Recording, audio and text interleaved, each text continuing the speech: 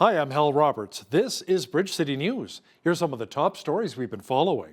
The trial of one of the organizers of the Freedom Convoy has begun in Ottawa. Pat King faces a number of charges, including mischief and obstructing police.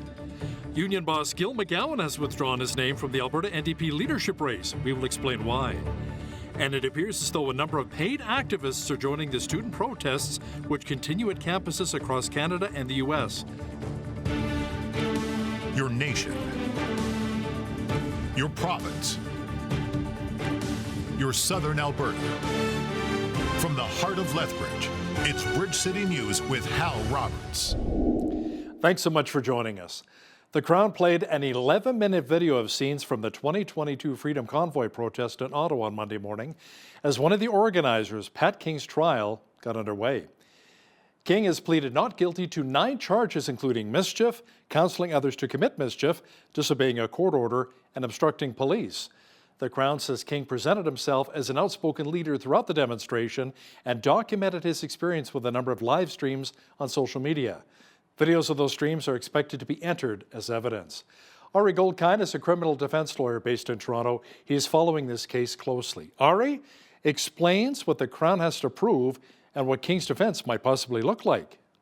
So the charges are pretty simple. We know these from Barber and Tamara Leach. There's some similar charges there. Mischief, counseling to commit mischief. Mischief is basically interfering with the lawful and ordinary use of property. Obviously, people know all those trucks were parked downtown, honking the horns, blocking the roadways, keeping people up late at night. And as people may know, just today, the first witness is a blind woman, a very clever tactic by the Crown, by the way, but they've called the blind woman as their first witness to basically say she couldn't leave her apartment during the convoy because the noise, the honking, prevented her from hearing the signals at the lights that allow her to cross the road to have her bearings.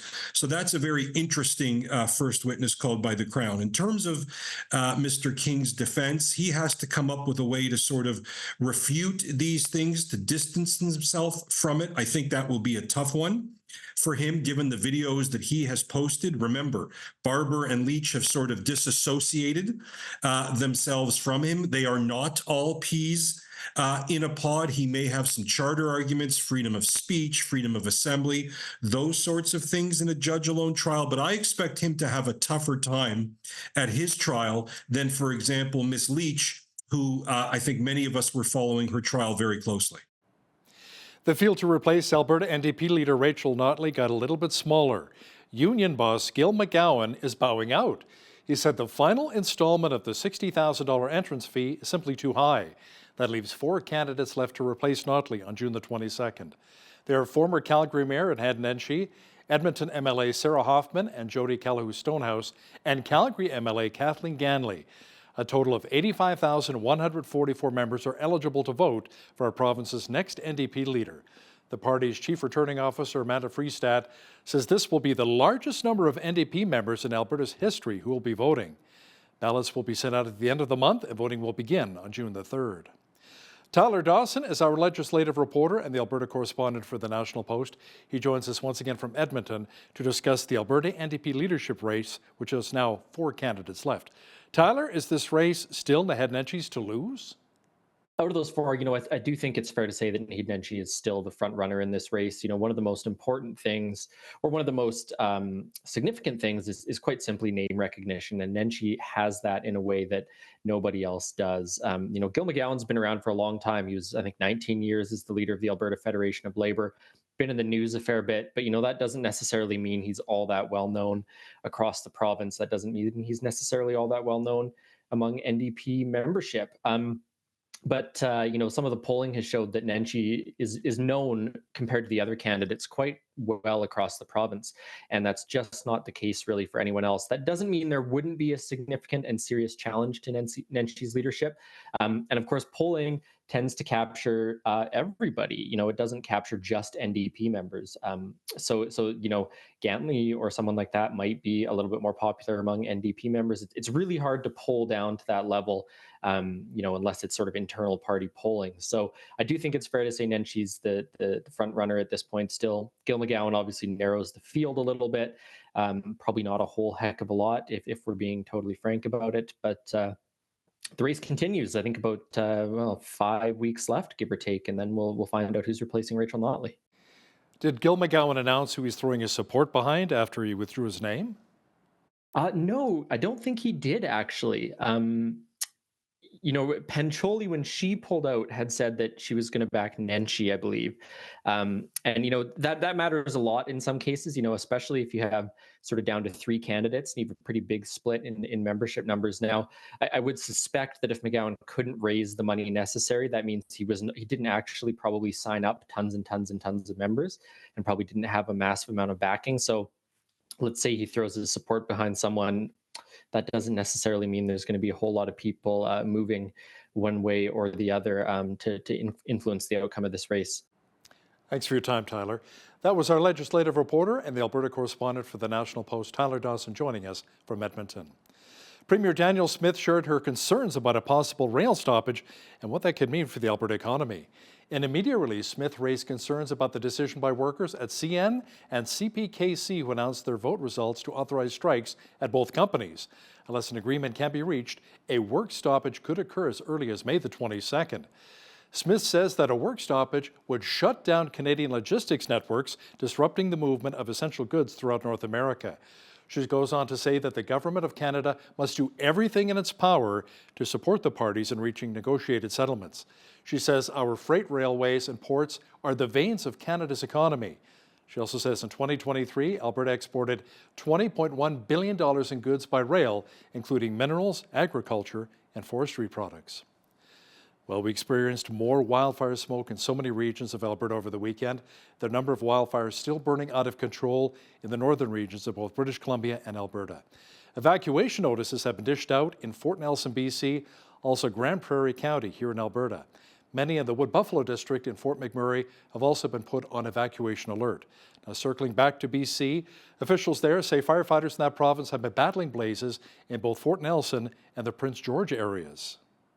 BC Wildfire Service is responding to wildfires near Fort Nelson, including the holdover Patry Creek wildfire 20 kilometers north of Fort Nelson, with an incident management team, 70 BC Wildfire Service wildland wildfire fighters, 19 rotary wing aircraft and air tankers, 17 pieces of heavy equipment, and 70 structural protection personnel and equipment. A second incident management team has been deployed to help with wildfires in the Prince George Fire Centre. Highway 97 and Highway 77 remain closed north of Fort Nelson. As always, drivers are advised to refer to drivebc.ca for current conditions. You know, the air quality actually improved for our region here in southwestern Alberta, but Environment Canada did issue a severe thunderstorm watch for our area. Jeanette Rocher is now with an early look at the forecast. Jeanette, we could see quite a bit of rain over the next 24 to 48 hours. Yeah, well, as you mentioned, a severe thunderstorm watch has been in effect from this afternoon right through late this evening. With that, we could see that 60% a chance of showers and the potential for some heavy downpours in certain areas locally. With those thunderstorms, we could see also they're capable of producing strong wind gusts and large hail, which could potentially damage property. So be prepared for severe weather. Take cover when you hear thunder. The message from Environment Canada is when thunder roars, go indoors. So just remember that. And then as we get into Tuesday, no more thunderstorms, but we could see a 30% chance of showers. And I'll be back later in the show to tell you how the 7-day forecast is shaping up. Great. Looking forward to it. Thanks so much, Jeanette. Police scuffled with more than 30 protesters who tried to block access to Sunday evening's commencement for Southern California's Pomona College. Many were there in support of the Palestinian people in Gaza and are calling for an end to what they call genocide being committed by Israel. Officials at Pomona College moved the ceremony around 50 kilometers away to the Shrine Auditorium in Los Angeles after pro-Palestinian protesters set up an encampment this week on the ceremony stage. Our foreign affairs expert Lisa Daftari says there are reports now surfacing that a number of protesters are not even students of many of these rallies at colleges and universities, but instead they're paid activists. We've known this for a long time. These organizations that are funding these movements, follow the money, right? The fact that all the tents were the same was brought to light by a lot of people. The fact that they were so organized, the fact that it looked like they had basically Home Depot at their, that they can have all the boards and fencing and hard hats. At UCLA, we certainly saw them being very well endowed with a lot of supplies, and it doesn't look like something that students would be able to put together, particularly during finals time. Our foreign affairs expert, Lisa Daftori, will also discuss how Hamas-sympathizing students who are breaking laws could be stripped of federal aid. She'll have details coming up in the second half of our program. Israel is not only fighting Hamas in the Gaza Strip, but their battle with other terrorist organizations, including Hezbollah, continues in the northern region of Israel by Lebanon. According to TBN Israel correspondent Yair Pinto, Hezbollah continues to receive a lot of weaponry from Iran in its fight against the Jewish state. The truth is that it does not lack ways to introduce weapons in land shipments from Iran through Syria, by ships through the Lebanese ports, and more than once, the organization has mounted particularly secret transfer operations when it tried to bring dangerous weapons such as mobile anti-aircraft batteries. The IDF neither denies nor confirms anything here, but Hezbollah's secret shipments tended to explode randomly on the way. Let's call it a miraculous mishap. Since the end of the Second Lebanon War in 2006, Hezbollah has been collecting its rockets of almost every type that Iran knows how to obtain or produce, and that Iranian money can buy. The first weapon that Hezbollah has are Grads, and more than half of the rocket arsenal in southern Lebanon consists of them. These are 122-millimeter rockets with a range of 20 to 40 kilometers. Their accuracy is very low. Now, that does not make Hezbollah nervous. The idea of a large artillery barrage is to intimidate Israel, not necessarily to hit the target. Rabbi Sidney Speakman from the Joyful House of Prayer here in Lethbridge spoke about the many protests taking place at campuses and universities across the country. He also discussed the thousands of lives which have been lost since the war between Israel and Hamas broke out. The demonstrations are totally insane. They're blaming the Jewish people for a minuscule part of what other countries have done. The King of Jordan, with his tanks, in one day, machine gun 15,000 civilians dead. The Prime Minister of Syria, in his civil war, killed 600,000 of his civilian citizens. In Gaza, there's been 35,000 people killed. Out of them are 17 or 18,000 Hamas soldiers with guns, hiding behind children and women and men. Rabbi Speakman also said, sadly, the message he keeps hearing from many of those who are anti-Semites and support of Palestine is the Jews around the world do not have the right to live. Meanwhile, as the war between Ukraine and Russia continues, hundreds of civilians fled to the Ukrainian border area of Kharkiv amid more Russian strikes. Особлива увага Харківщині. Тривають оборонні бої, жорстокі бої на значній частині нашої прикордонної смуги. Є села, які фактично із сірої зони стали зоною ведення бойових дій, і окупант намагається в частині з них закріпитись. Частину просто використати для подальшого просування. The report surfacing that hundreds of churches in Ukraine are being forced to close due to occupied areas by Russian troops. As Peter Gooding with the Global News Alliance explains, there are also reports that 70 pastors have been killed. As the war in Ukraine continues on after more than 2 years, there are increasing concerns for the persecution of evangelical churches in the many occupied territories there. It's reported hundreds of churches have been forced to close by Russian troops, and more than 70 church leaders have even been killed. Sergei Rakuba, president of Christian charity Mission Eurasia, says despite this persecution, many churches are staying faithful to remain there, and his ministry is finding creative ways to support them.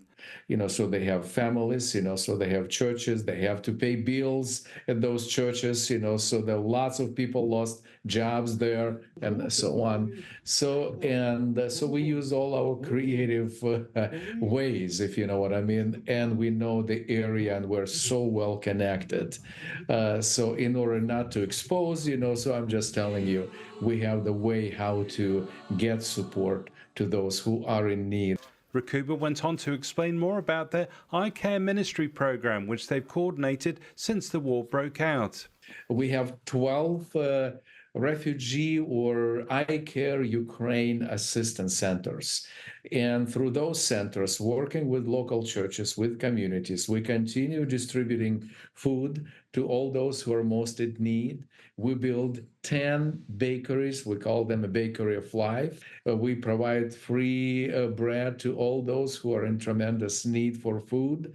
And as well as feeding people practically, Mission Eurasia is also feeding them spiritually through their Bible distributions. Peter Wooding reporting for the Global News Alliance. One of our country's 10 top richest Canadians has passed away at the age of 93. Arthur L. Irving spent his life growing the oil business that his father founded in New Brunswick. Forbes magazine said Irving had an estimated net worth of $6.3 billion last year. That includes a refinery in St. John that's the largest in the country. Irving attended Acadian University before joining Irving Oil in 1951, where he worked alongside his father and two brothers.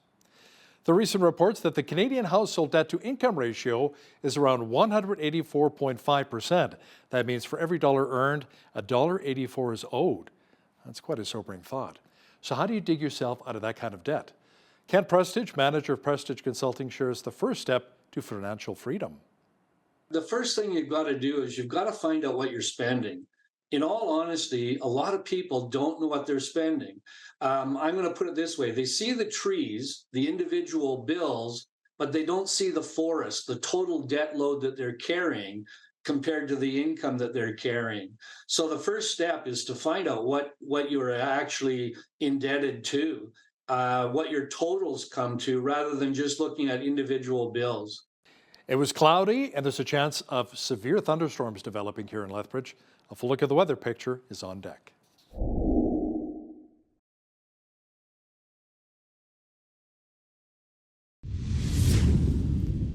A severe thunderstorm watch for much of southwestern Alberta was issued by Environment Canada earlier today.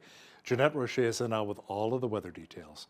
Jeanette, we enjoyed some of the beautiful northern lights over the weekend, and now we may also enjoy some much needed moisture. Yeah, and I unfortunately missed those northern lights last night, Hal. But apparently there were some people around the office that saw some. In fact, here are some pictures from our technical director, Hayden, who shot these beauties just outside of town near Raymond last night. Just spectacular. I love those colors. I, however, have not seen them in years, so someone please text me next time they're in the area, because I was unaware that this spectacle was even going on above my head. So thank you to Hayden for those. But yes, on to the severe thunderstorm watch that's in effect through late this evening, and along with 60% chance of showers. Tomorrow into Tuesday could still see a 30% chance of showers, but up to 20 degrees. 20 remaining on Wednesday, but with sunshine, and then back to clouds on Thursday with a high of 21. And then we're looking at more showers as we get closer to that long weekend. You know, it never fails. Every time we get that Victoria Day long weekend, it's always going to rain. So we're looking at 60% chance of showers on Friday, only high of 12 degrees, up to 15 on Saturday, same thing, 60% chance of showers. And then on a Sunday, mix of sun and cloud and a high of 20 degrees. So the average high for this time of year is 18 degrees, average low 4 degrees. 28, that was our high temperature on this day back in 1976, and the record low on this day was -6 that happened in 1943. 5:48 is when the sun rose this morning. Sunset this evening at 9:08. So we're looking at 15 hours and 20 minutes of daylight. Loving it. That means summer is coming closer and closer. Speaking of summer and sunshine, a very sunny west coast tomorrow, high of 19 degrees in Victoria, 30 wind in the Juan de Fuca Strait. Vancouver sunshine, but we got some fog patches lying in those low-lying areas. 17 for a high, 20 the further inland you go, 20 for a high. high in Edmonton as well, and 19 is the expected high tomorrow in Calgary. And both of those cities seeing beautiful sunny skies, so hopefully not too much smoke either. As we get to the rest of the prairies now, Saskatoon and Regina both seeing a 30% chance of showers, 19 for a high in Saskatoon, 18 in Regina, 14 the expected high in Winnipeg. Winnipeg expecting periods of rain beginning in the morning tomorrow. As we get to the central part of the country here, Toronto seeing an expected high tomorrow of 18 degrees and could see some periods of rain as well. We're looking at a 30% chance of showers as well in Ottawa, a high of 21 degrees, and then rain beginning in the afternoon in Montreal with a high of 18 degrees. As we get further east into the Maritimes, Fredericton tomorrow sitting at a high of 17 degrees. Could see some showers there as well. Halifax, clear skies, 20 for a high. I should mention also a frost advisory is in effect for Tuesday morning, as well as fog dissipating. Other than that, we got clear skies though. Sunshine expected tomorrow in Charlottetown, 17 for high and a high of only 7 degrees. St. John's expecting quite a bit of rain, 10 to 20 millimeters tomorrow. So there you have it. That is your forecast. TELUS announced that it is investing $16 billion over the next 5 years to improve network infrastructure and operations here in Alberta. Company officials say it is part of a larger commitment of $73 billion across Canada by the year 2028 to develop infrastructure, improve sustainability, and advance its network technology. TELUS says since the year 2000, the company has invested more than $60 billion in Alberta to build and develop network infrastructure and operations connecting individuals and business owners to TELUS's 5G and pure fiber networks. 4 years later, the debate continues over whether or not airlines owe refunds to passengers who had their flights canceled during the COVID-19 pandemic. A recent Canadian Transportation Agency ruling found that a couple was not entitled to a refund because they chose to cancel their 2020 booking for a flight the airline had already canceled. In a confidential decision obtained by the Canadian press, a complaints resolution officer with the CTA said the two passengers qualified for nothing more than a voucher. However, WestJet's policies at the time stated that in the event of disruptions outside of the carrier's control, customers who decline another travel option would be refunded. WestJet has not responded to requests for comment on the story. A tiny, low-priced electric car called the Seagull may have American automakers and politicians shaking in their boots. The car, launched last year by Chinese automaker BYD, sells for around $12,000 US in China. It drives fairly well and is put together with craftsmanship that rivals US-made electric vehicles that cost about 3 times as much. And I think it's a clarion call to the industry. It says, this is the benchmark. This is what we have to look at. The challenge right now, how do I make an EV that functions? One that meets all its requirements. It's safe, it performs, it's reliable, all the things that we want in our products. And the bigger question now, how do I do it profitably? Tariffs on imported Chinese vehicles probably will keep the Seagull away from North American shores for now. But the rapid emergence of low-priced EVs from China could shake things up in the entire global EV auto industry. Now, here's a look at today's markets. The TSX was down 49 points on the day to finish at 22,259. The Dow was down 81 points to 39,431.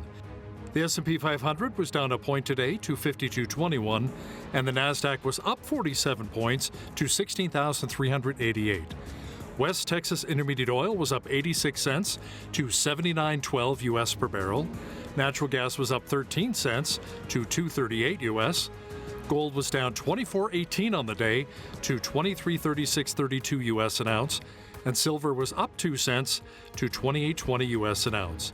Feed wheat is at $9.53 per bushel, barley's at $6.42, canola's at $14.24, and corn is at $8 per bushel.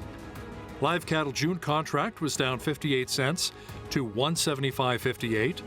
Feeder cattle were up 58 cents to $239.38, and lean hogs were down 28 cents to $91.45.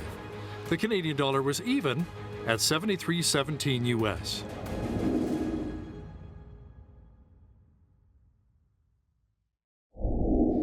Recapping one of our top stories, we experienced more wildfire smoke in so many areas of Alberta over the weekend. There are a number of wildfires still burning out of control in the northern regions of both British Columbia and Alberta. Evacuation notices have been dished out in Fort Nelson, BC, and as well Grand Prairie County here in Alberta.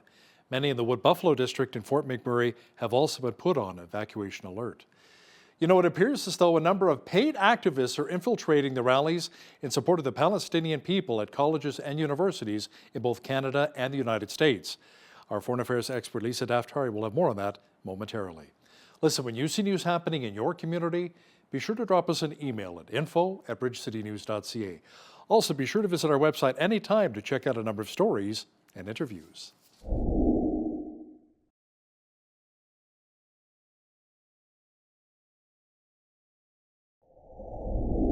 The United Nations General Assembly voted overwhelmingly in favor of promoting the Palestinian delegation to an observer state as Israel's war in Gaza is now in its 7th month. Man, it's hard to believe.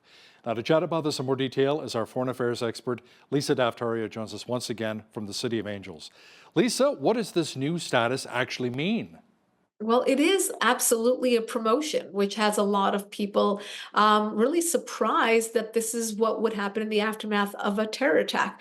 There are still hostages being held by Hamas.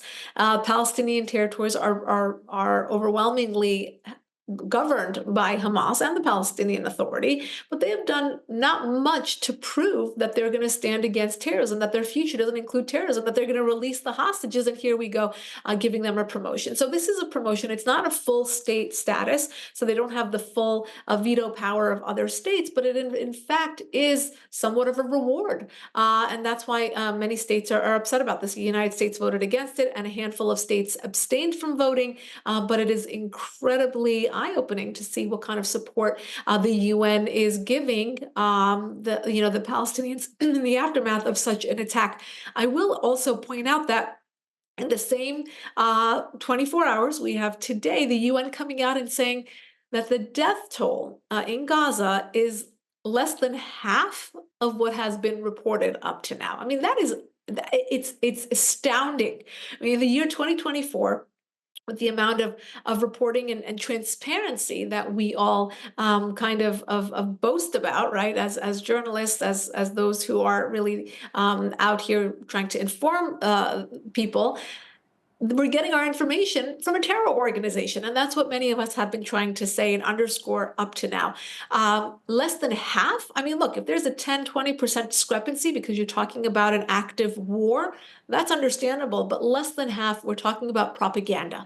And that's exactly what has been brought to light. And for the UN to come out and admit that, it's absolutely crazy. But they will not admit to the fact that there's so much more propaganda coming out of this war, so much AI, so much photoshopping.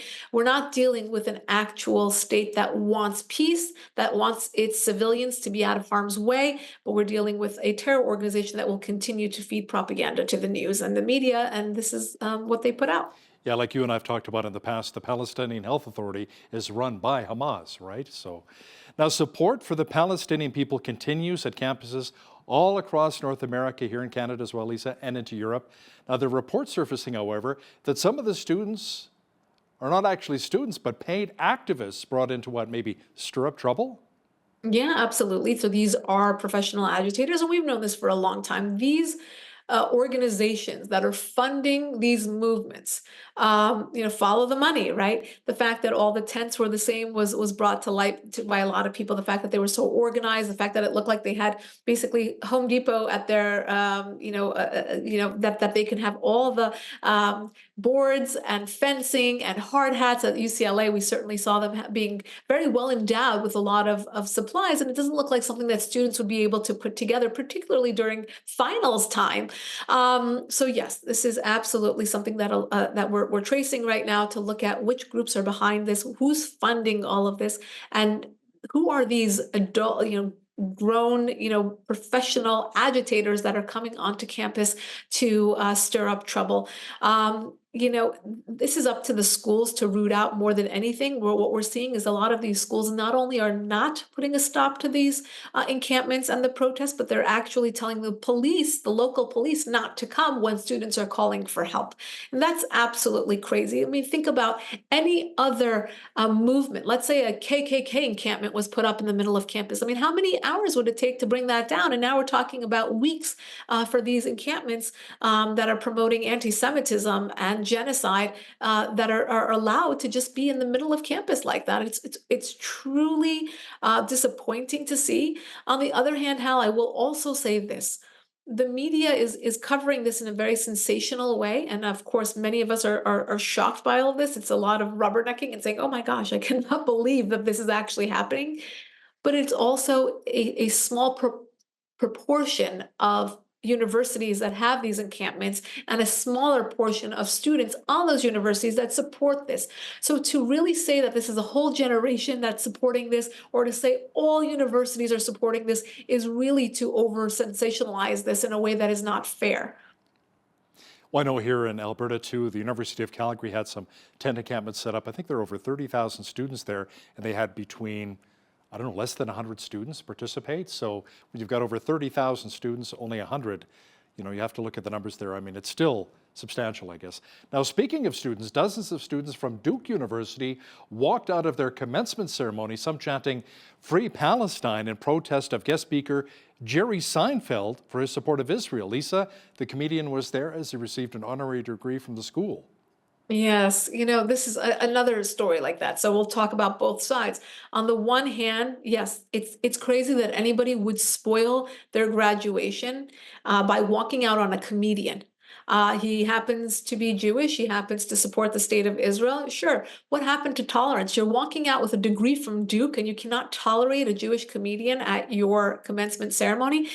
Hal, this is the same generation who missed out on high school graduation because of COVID. You would think that they would honor and cherish the moment where they would be able to actually enjoy a cap and gown ceremony instead of ruining it for slogans that really they don't know much about. And I say that with full confidence, knowing that what we've seen from the footage from these protesters, they truly don't know the history of the land. They don't know the politics there. And, it's safe to say that it's not about the land and it's not about the politics, but about anti-Semitism and a moment to use this as, being bullies and being able to shout these meaning and senseless slogans. On the other hand, I think there's about 7,000 students who are involved in the commencement and about a few dozen walked out.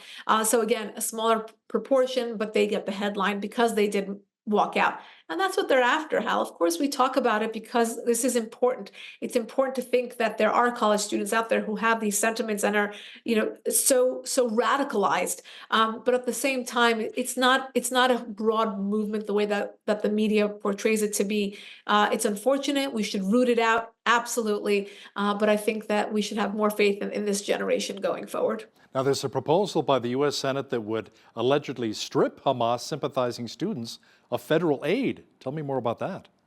I mean, look, it's not a bad idea, right? It's basically spearheaded by Republicans, but I'm sure that going down the line, this could potentially get bipartisan support in the fact that Hamas is on the FTO. It's on our national terrorism list. So therefore, if you are supporting a terror organization, you should be stripped of any privileges that are American, including financial aid, including your student visas, including any, privileges and opportunities that are given to you here in the United States. You should not be supporting a terror organization that the United States has determined to be a terror organization. It's as simple as that. I think we kind of are so caught up in political correctness that we're fearful to say you're not allowed to support a terror organization. It's pretty simple, and I think that it's a fair assessment. We have freedom of speech, but as we all know, and common sense would dictate, most of what we're seeing on college campuses is not under. Would not be filed under freedom of speech. It's incitement, it's anti-Semitism, it's so many things, but a lot of it is not free speech.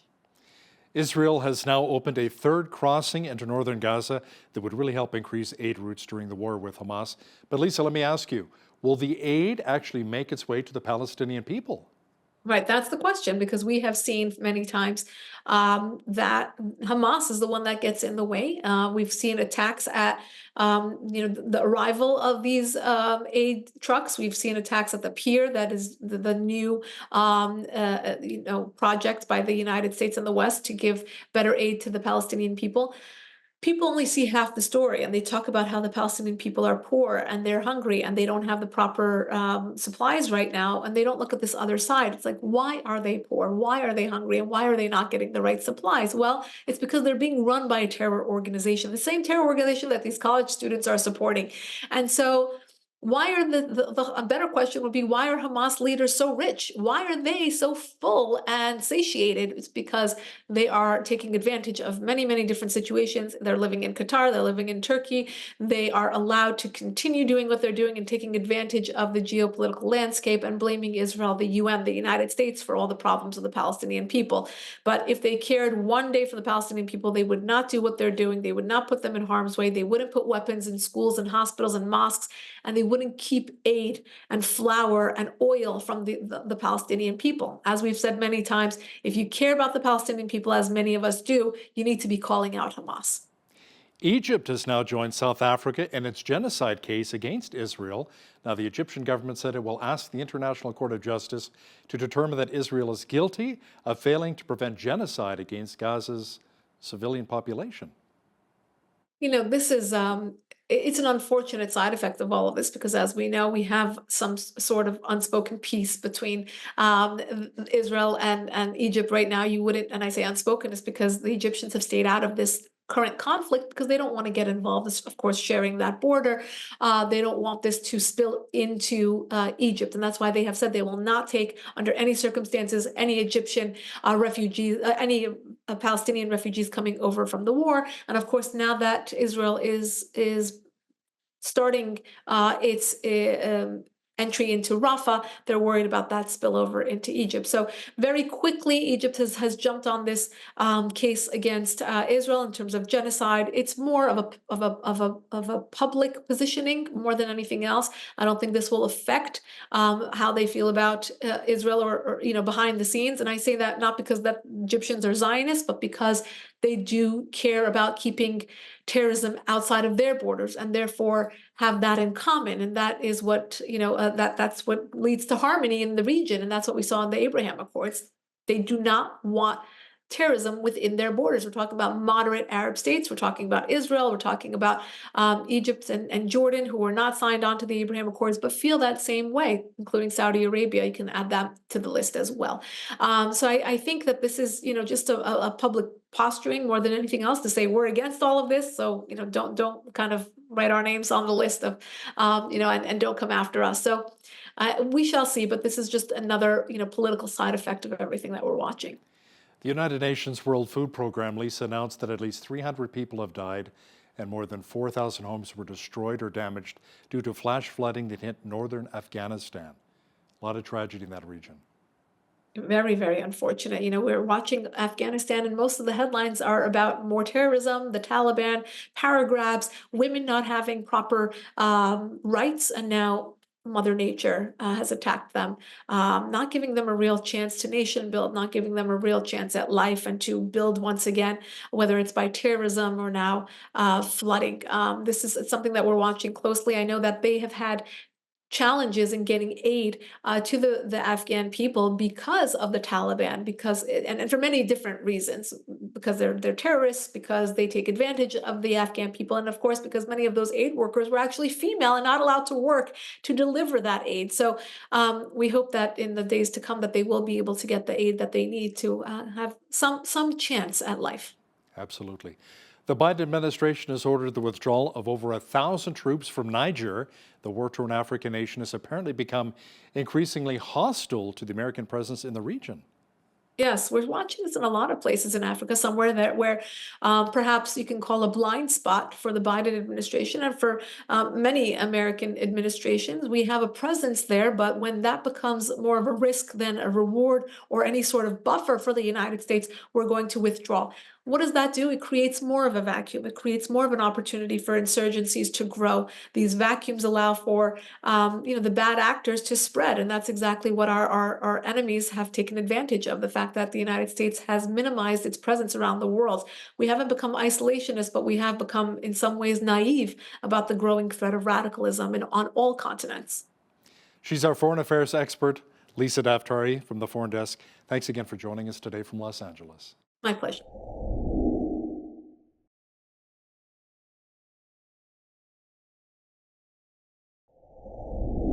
The average Canadian spends more than they earn, and unfortunately, that's a trend that seems to be increasing and not decreasing. Well, is there a way to get out of debt? Is there a way perhaps to prevent from going into debt to begin with? Today's guest has some advice on this. Kent Prestige has years of experience as a CFO. He is the owner of Prestige Consulting and also an instructor at Reeves College here in Lethbridge, Alberta. Welcome to Bridge City News, Kent. Thanks for having me. Well, it's great to have you here, and it's an important topic that needs to be discussed. Maybe not one of the easy conversations to have. You probably create a lot of butterflies in people's lives, but I was recently reading that Canadian household debt to income ratio is about 184.5%. Can you explain what this means and describe how badly in debt are we?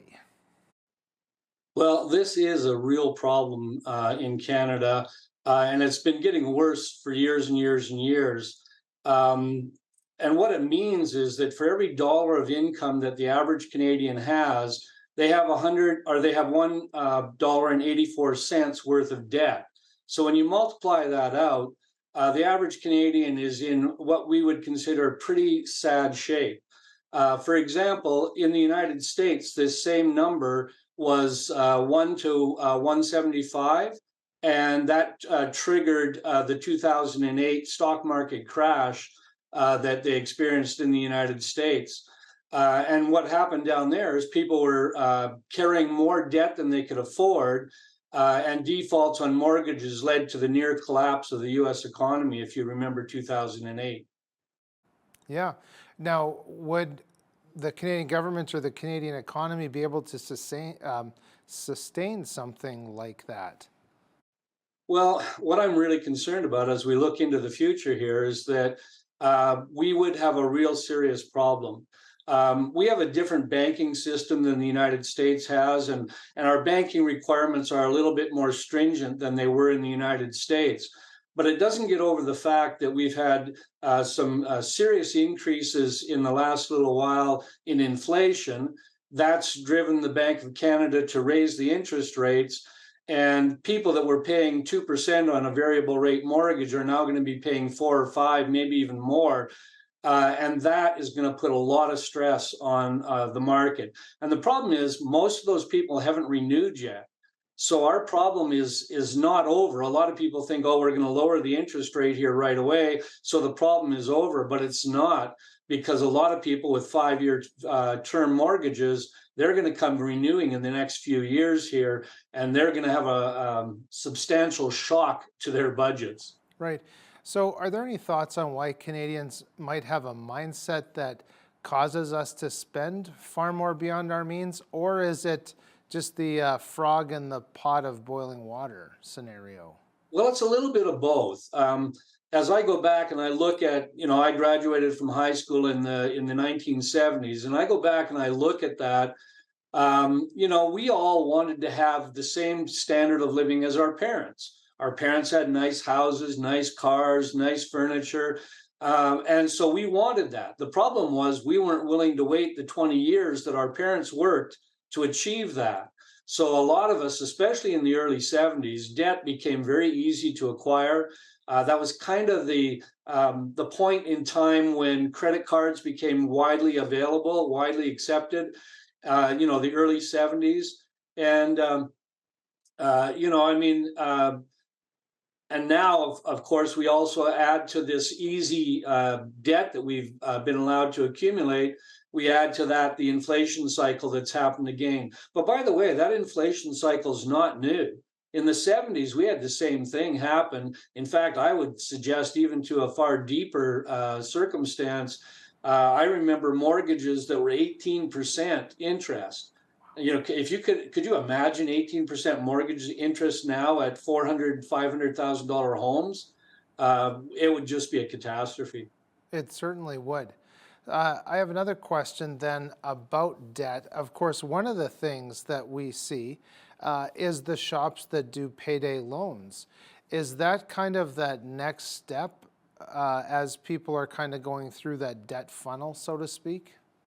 Oh, I have real bad feelings about payday loan. In fact, I would caution anybody that's watching today, if they are taking out loans from payday loans or those type of companies, I kind of call them legal loan sharks. The interest rates are outrageous. The fees are even more so outrageous. And I mean, it's just a recipe for disaster. Credit cards are bad. Payday loans are even worse when it comes to the type of debt that we structure. So I caution people to stay away from payday loans for sure. Right. Now, as people find themselves in this debt vortex, is there a first step that you would recommend for people climbing out of debt? Well, absolutely. The first thing you've got to do is you've got to find out what you're spending. In all honesty, a lot of people don't know what they're spending. I'm going to put it this way: they see the trees, the individual bills, but they don't see the forest, the total debt load that they're carrying compared to the income that they're carrying. So the first step is to find out what you're actually indebted to, what your totals come to, rather than just looking at individual bills. That makes a lot of sense. I had recently heard that Canadians on average could be $21,000 in credit card debt. Have you heard that similar kind of number? Actually, I'd tell you that the number's probably worse. I know of people who have one or two, three credit cards maxed out to $30,000 a piece. And when you start talking $30,000 on a credit card that's charging 24% interest, that's outrageous. In fact, one time I did a study for myself, and I did a spreadsheet to find out how long it would take to pay off a credit card if indeed you just paid the minimum payment every month. Now, the minimum payment in Canada is 3% of the balance. So say you had $5,000 on your credit card, 3% is your minimum payment, but 2% per month is the interest that's being added to it. So I believe and I can't remember exactly, but basically, if you got into debt in your 20s, you'd still be paying off that credit card in your 60s. Wow. And that's just because you're only making the minimum payment. Right. So one really has to attack that principal amount. Absolutely. That is definitely the key. So my question then for you is, how does one pick from, let's say, 4 or 5 debt sources, which one gets that attack against the principal first? Well, there's a couple of different strategies that you can use to accomplish that. The first strategy, the one that it worked for me, it's the way I did it. I took the smallest bill that I had. Maybe it was $1,000. I can't remember. I've been out of debt for quite a while now, but I took the smallest debt that I had and I concentrated on paying it off. Every penny I had, I put on that debt. As soon as that debt was paid off, then I took the payment that I was using to pay it, I combined that with the payment for my next smallest debt, paid that off. When that was paid off, I took the payments from all three now and started paying on the next smallest debt. Now, a variant on that same one, and the reason I picked smallest is because, you know what, you can clean it up quickly. And you know what, when you're starting to dig out a debt, you're not going to be spending a lot of money, so it's pretty tough. So pick something that's going to give you hey, I got out of debt on that one, so I took the small one. Another strategy that can be very similar to that is to go after the bill that's got the highest interest rate on it and pay it off first. But typically that tends to be your credit card debt. And a lot of people, like I just said, there are people that have $30,000 on a credit card. And that is not a small debt to pay off. And it's going to take some serious hard work to do that. Now, speaking of hard work, interest, of course, seems predatory and is such a challenge once we're down that road. Can you speak to how we need to maybe change the way we're living and viewing money that would actually help us to prioritize the payoff of debt? Well, I mean, what happened to me is I started looking at my debt. I actually sat down, figured out what I owed, and I said, this isn't viable. I have to fix this. I have to change it. So you have to have a paradigm shift. You have to decide that I'm going to live below my means while I pay off the debt so that I can live above my means or equal to my means after the debt is gone. So it does take a paradigm shift or a mind changing, and it takes a word that everybody hates. It's called discipline. You have to discipline yourself to not go out and spend money. Right. Well, and it's so easy to get attracted by the shiny objects, and it's easier to eat out, and it's easier to just go and do this instead of look for the thing. I know I have it somewhere. Can you talk maybe about some simple tasks that we could do around the house that would actually help us to live below our means? Well, certainly if you can do repairs. Now, I have to admit, not everybody's handy. I grew up doing repairs and learning how to do woodwork and all those other things. So, for example, around my house, if the tap's leaking, I'm going to fix it. I'm not going to call in a plumber to fix that. If something's broken, I'm going to try and fix it. I'm not going to pay for a service that I can do myself. Well, in my case, I do all my own taxes, but again, that's part of my job too. But I mean, anything that you can do that can, save some money along the way. I used to have a little problem with my furnace that the sensor would get dirty on it, and then it wouldn't light, right? The fire wouldn't come on. So I paid the repairman once to come out, and he showed me how to fix it, and I fix it myself now. So anything that you can do to reduce your expenses is going to give you more money to turn around and pay down that debt. I mean, something as simple as not buying a coffee every morning on the way to work.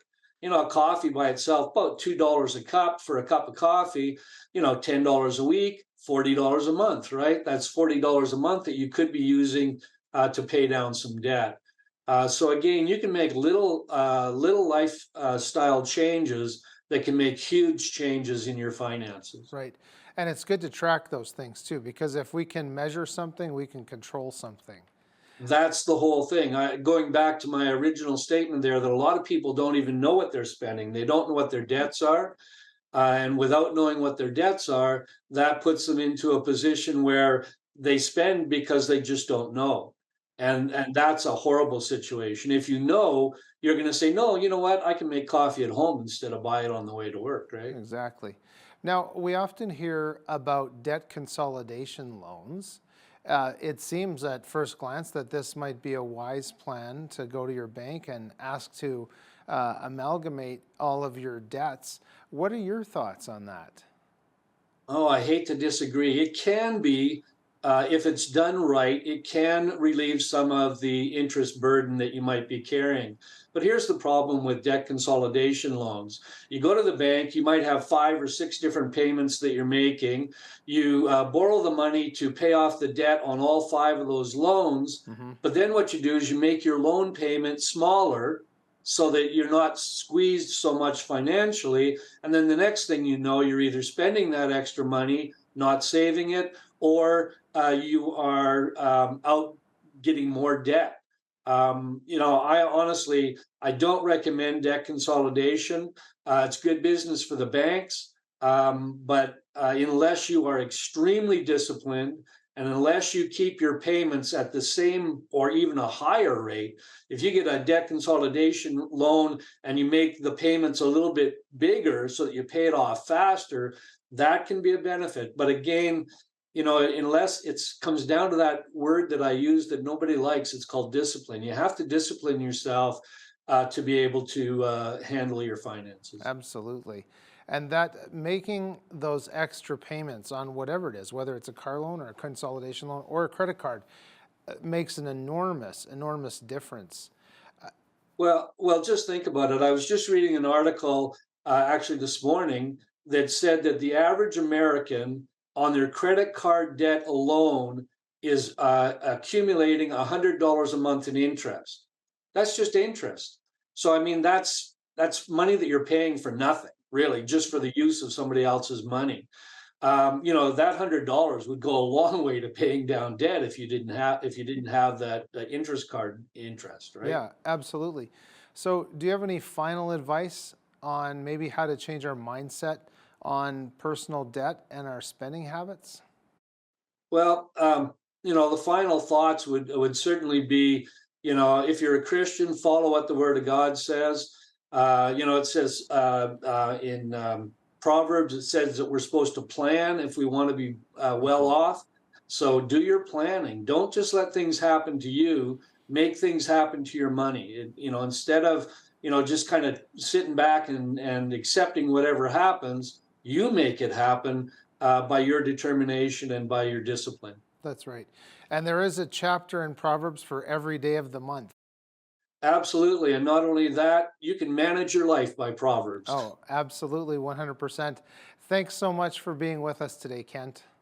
You're welcome. Thank you very much. It was our pleasure. That was Kent Prestige. He is the owner of Prestige Consulting and an instructor at Reeves College here in Lethbridge, Alberta. I'm Michael Clausen, and for all of us here at Bridge City News, thanks for watching.